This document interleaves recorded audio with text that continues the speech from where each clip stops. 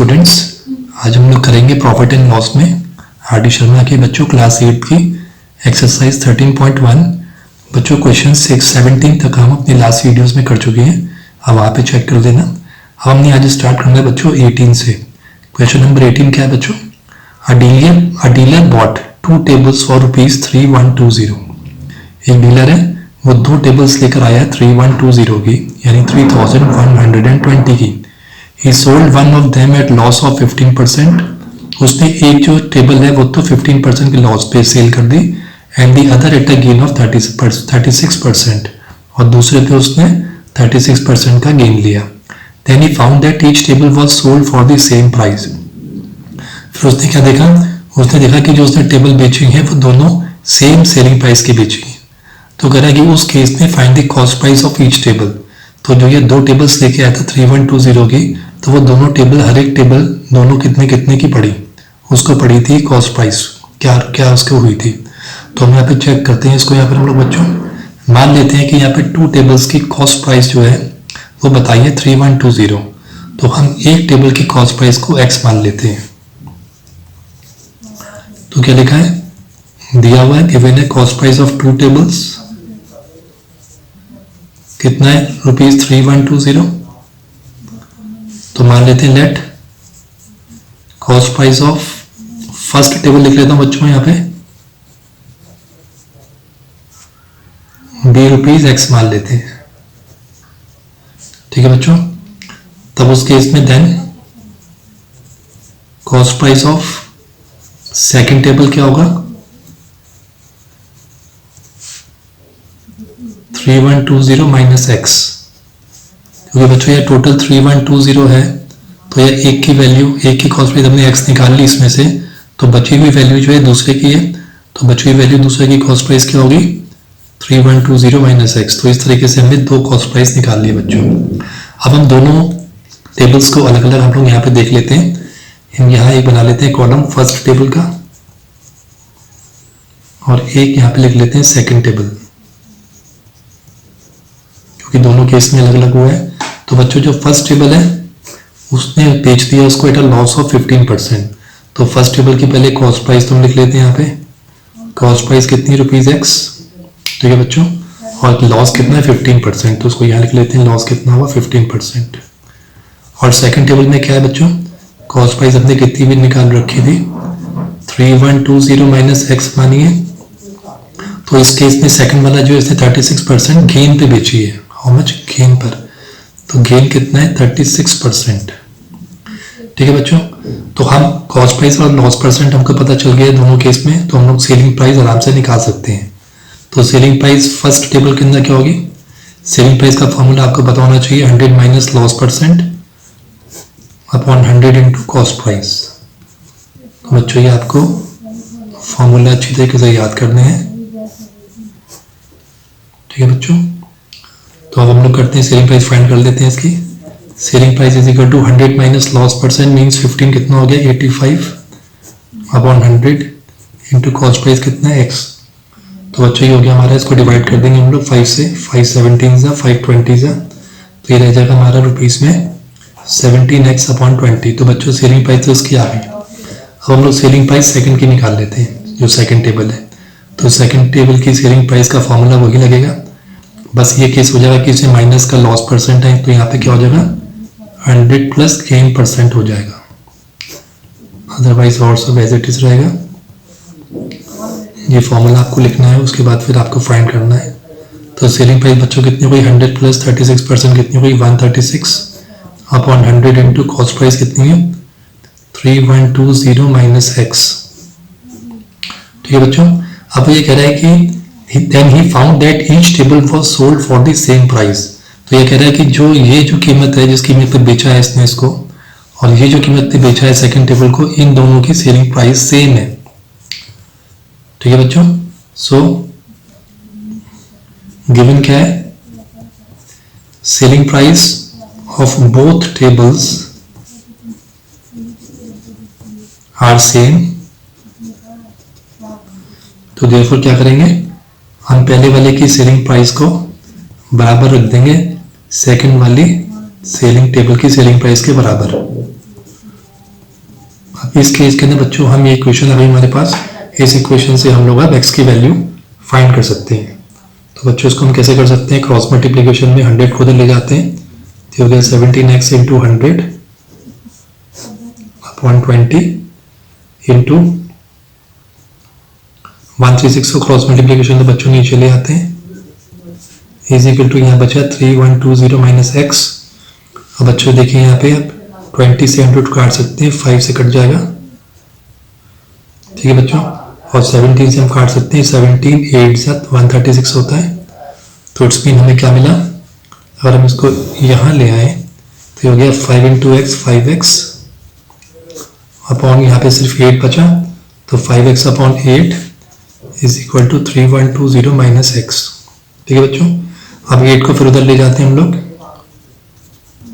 तो 8 को मल्टीप्लाई कर देंगे 3120 माइनस एक्स से, therefore 5x is equal to 3120 को बच्चों 8 से मल्टीप्लाई करेंगे तो हमारा आ जाएगा 24960।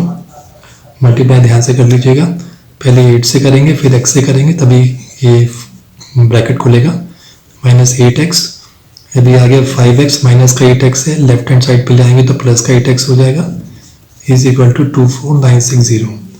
बच्चों 5 प्लस 8 कितना हो गया 13x is equal to 24960। Therefore x निकालना पड़ेगा, तो हमको x के पास की वैल्यू जो है 13 को क्रॉस मल्टीप्लिकेशन में डिवाइड करना पड़ेगा, नीचे ले आएंगे यहाँ पे, और बच्चों इसको डिवाइड करेंगे तो वी विल गेट 1920। तो बच्चों इतनी रुपीज हो गई, x हमने किसकी मानी थी, फर्स्ट टेबल की मानी थी, तो फर्स्ट टेबल की कॉस्ट कितनी है 1920 रुपीज। क्या है बच्चों, ये cost price of one table of first table है, cost price of first table. और बच्चों cost price of second table क्या था, then cost price of second table is equal to rupees कितना था 3120 माइनस एक्स, यानी कि 3120 में से माइनस कर देंगे 1920 को, तो बच्चों को मिल जाएगा यहाँ पे 1200। तो बच्चों इस तरीके से हम सेकंड टेबल और फर्स्ट टेबल की कॉस्ट प्राइस निकाल सकते हैं। 1920 एंड 1200 इज द आंसर। बच्चों आपको क्लियर हो गया होगा, आई थिंक सो। हम लोग करेंगे question number 19।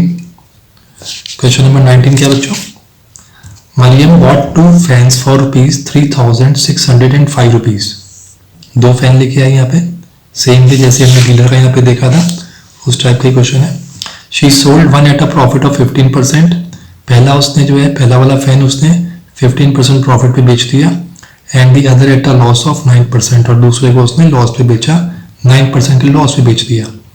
If Mariam obtain the same amount for each fan, तो बच्चों को कह रहा है कि यहाँ पे मरियम ने जब बेचा तो उसको कितनी, दोनों की अमाउंट सेम मिली है। तो सेम अमाउंट का मतलब क्या है कि यहाँ पे दोनों केस में सेम इसको एसपी मिली है, सेम सेलिंग प्राइस मिली है, ट्रेड हुई है। फिर वो कह रहा है find the cost price of each fan, तो उस केस में आप कॉस्ट प्राइस निकालिए दोनों फैन की अलग अलग। तो हमको बच्चों तरीके से अच्छे तरीके से पता है कि दोनों फैन की कॉस्ट प्राइस जो है 3605 है।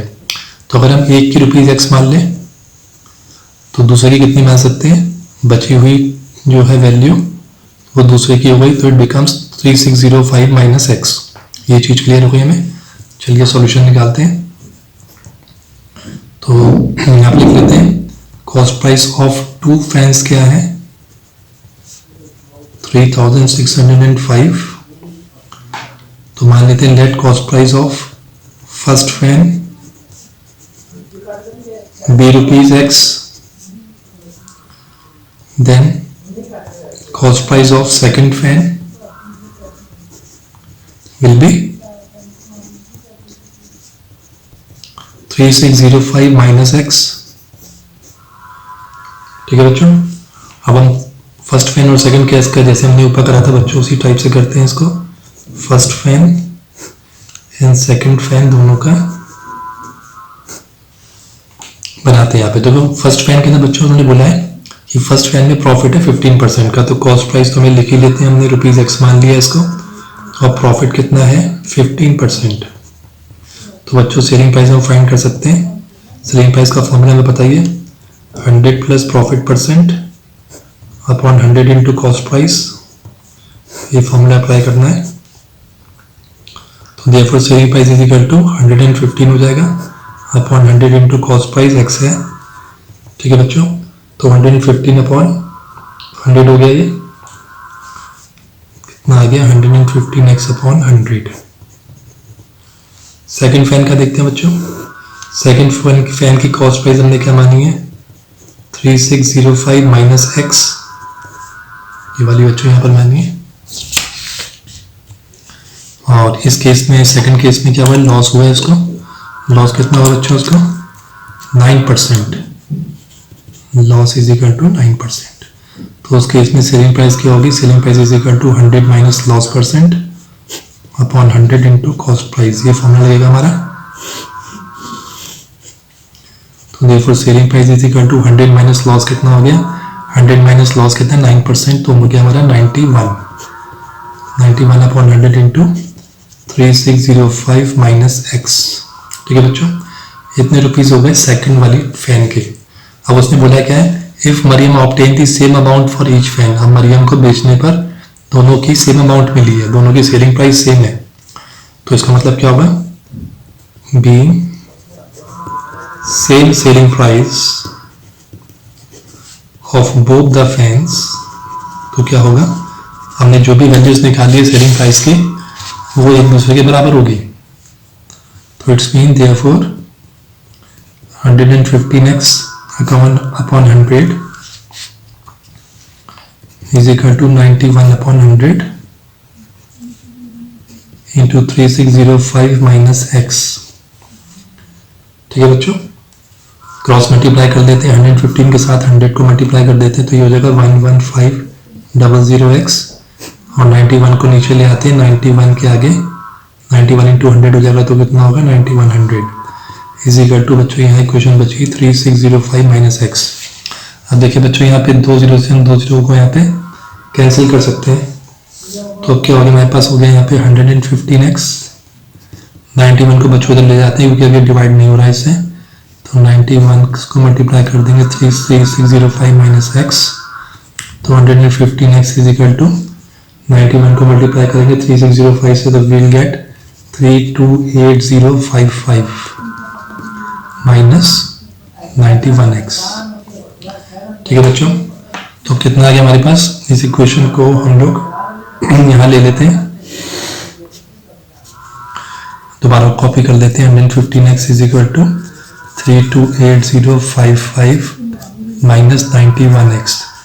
अब x की वैल्यू निकालनी है, तो राइट हैंड साइड पे माइनस का 91x है, इसको हम राइट हैंड साइड पे ले आएंगे, तो प्लस का 91x हो जाएगा इज इक्वल टू 328,055।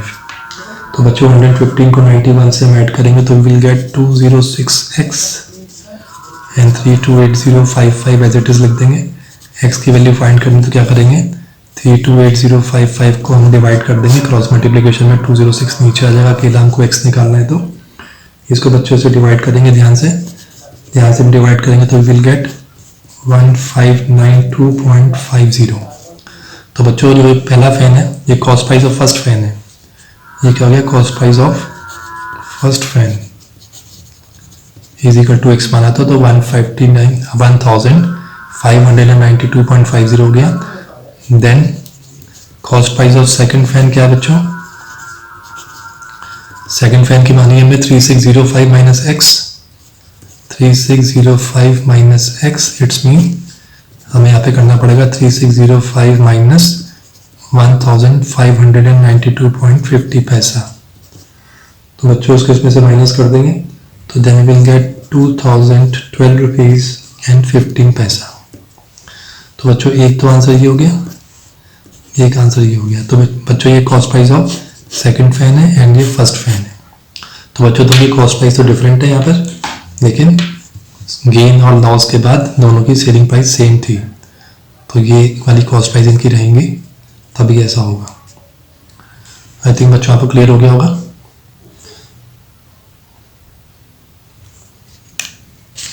तो हम लोग करते हैं बच्चों क्वेश्चन नंबर 20। क्वेश्चन 20 बच्चों, some toffees are bought at the rate of 11 for ₹10 and the same number at the rate of 9 for ₹10 if the whole lot is sold at ₹1 per toffee। ठीक है बच्चों, find the gain or loss percent on the whole transaction। तो बच्चों यहाँ पे क्या लिखा है कि कुछ टॉफीज हैं जो कि लाई गई 10 रुपए की, यानी 11 टॉफीज को 10 रुपीज की लाई गई, ये कॉस्ट प्राइस है। तो 11 जो है बच्चों यहाँ पे टॉफीज है, 11 टॉफीज 10 रुपीज के हिसाब से लाई गई। एंड दी सेम नंबर, और उतनी ही टॉफीज, जो टॉफीज ये लेके गई थी उतनी ही सेम नंबर ऑफ टॉफीज वो लेके आए थे 9 टॉफीज 10 रुपए के हिसाब से। अब बच्चों यहाँ पे सेम नंबर ऑफ टॉफीज नहीं बताया कि कितनी है दोनों के अंदर, वो हम लोग मान लेंगे एक दी होल लॉट। अब वो कह रहा है कि दोनों मिला के, इस केस की टॉफीज और सेकंड केस की टॉफीज को मिला के उसने हर एक टॉफी जो है वो 1 रुपए की बेची है, के हिसाब से बेची है। तो फाइंड द गेन और loss percent on the whole transaction. तो उसका इस पूरे ट्रांजेक्शन में गेन हुआ कि लॉस हुआ, अगर गेन हुआ है तो गेन परसेंट, और लॉस हुआ तो लॉस परसेंट हमको यहाँ पे फाइंड करना है। तो बच्चों यहाँ पे क्या केस क्या है, कॉस्ट प्राइस ऑफ 11 टॉफीज कितनी है, गिवन क्या है, cost price of 11 toffees is equal to ₹10। तो हम कॉस्ट प्राइस ऑफ 1 टॉफी निकाल लें, जो काफ़ी हेल्प करेगा आगे हमारे। तो ये हो गया ₹10/11। ठीक है बच्चों। सेकंड केस क्या है, सेकंड केस में बोल रहा है and cost price of 9 toffees is equal to ₹10।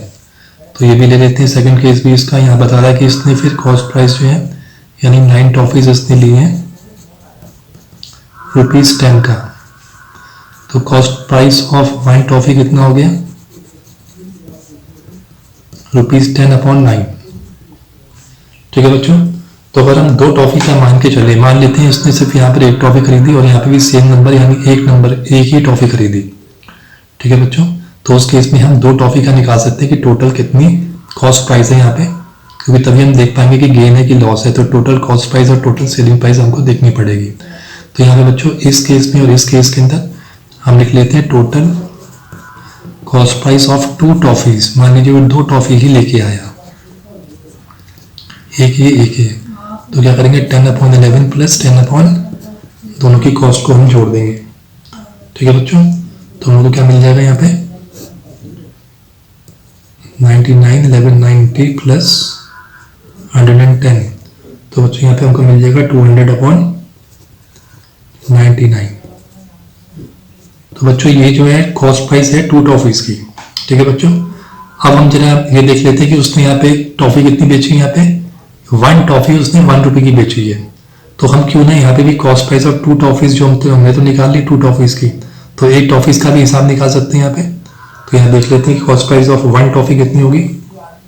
Then क्योंकि बच्चों हमको जितनी टॉफीज लेनी है उतनी ही बेचनी है, उसी कंपैरिजन से हम लोग गेन या लॉस परसेंट निकाल सकते हैं। तो हम यहाँ पे 1 टॉफी का इसने सेल किया, तो हम यहाँ पे भी कॉस्ट प्राइस 1 टॉफी के निकाल लेते हैं।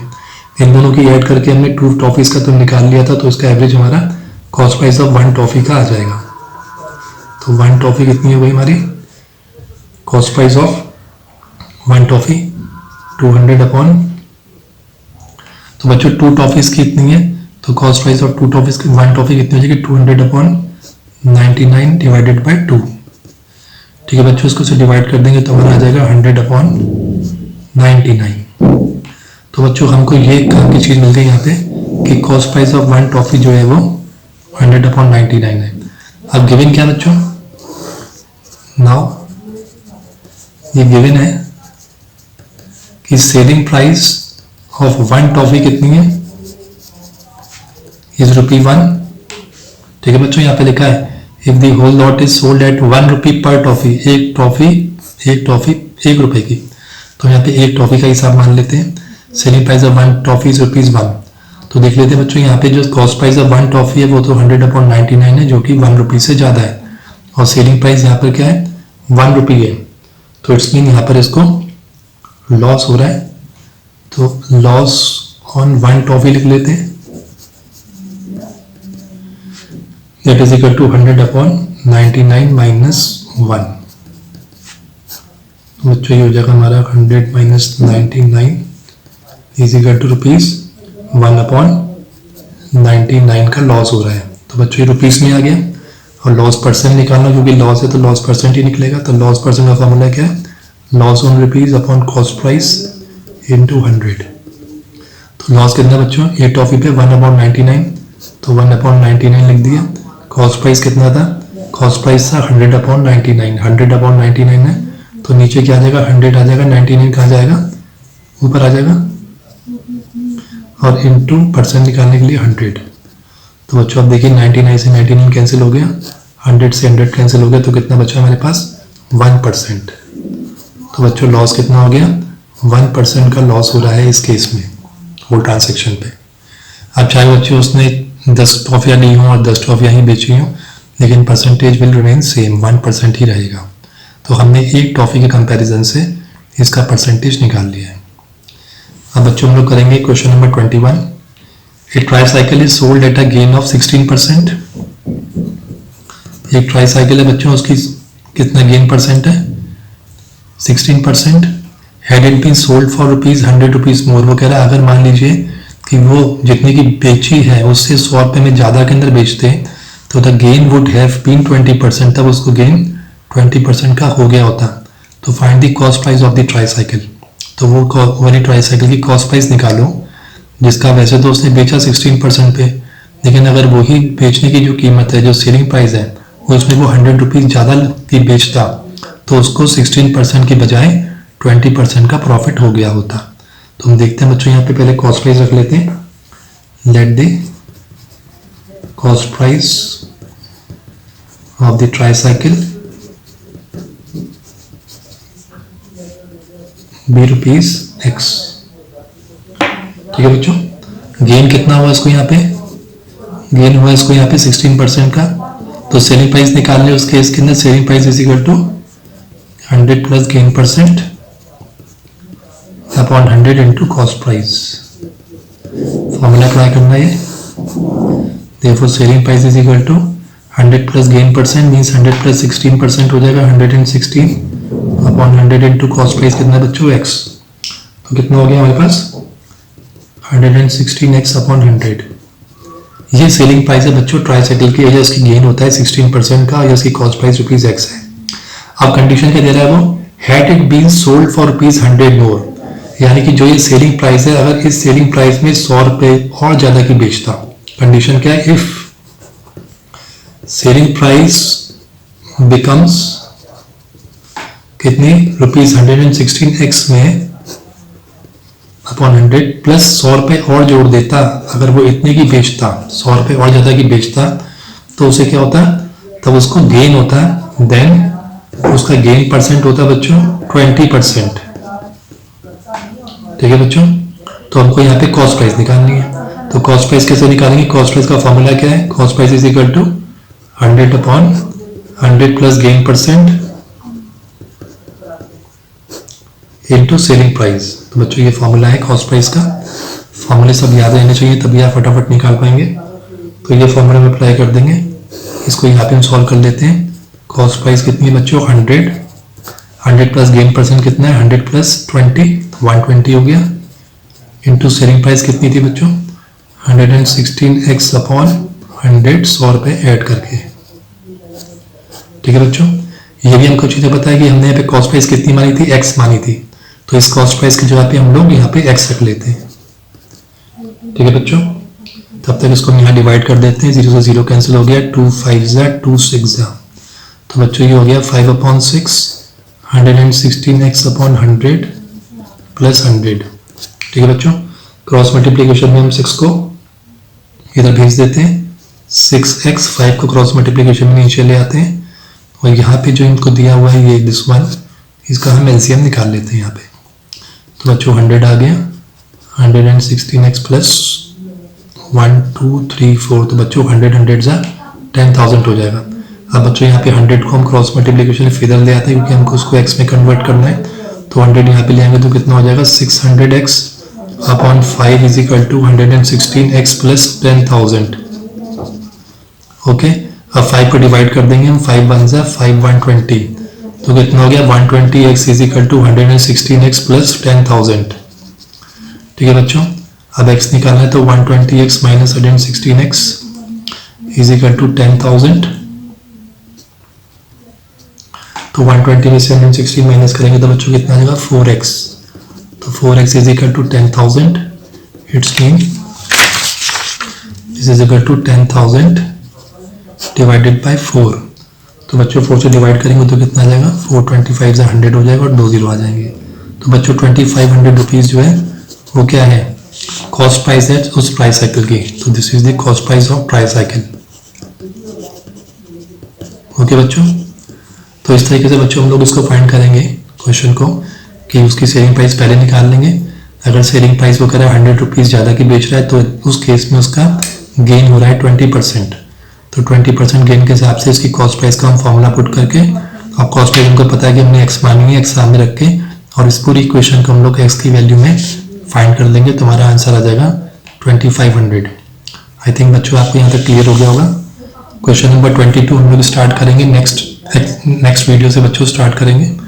आपको पसंद आया हो तो प्लीज़ लाइक करिए इसको, अपने क्लासमेट के साथ शेयर जरूर करिए और सब्सक्राइब जरूर करिए, जिससे आपको अपकमिंग वीडियो मिलते रहे। थैंक यू बच्चों।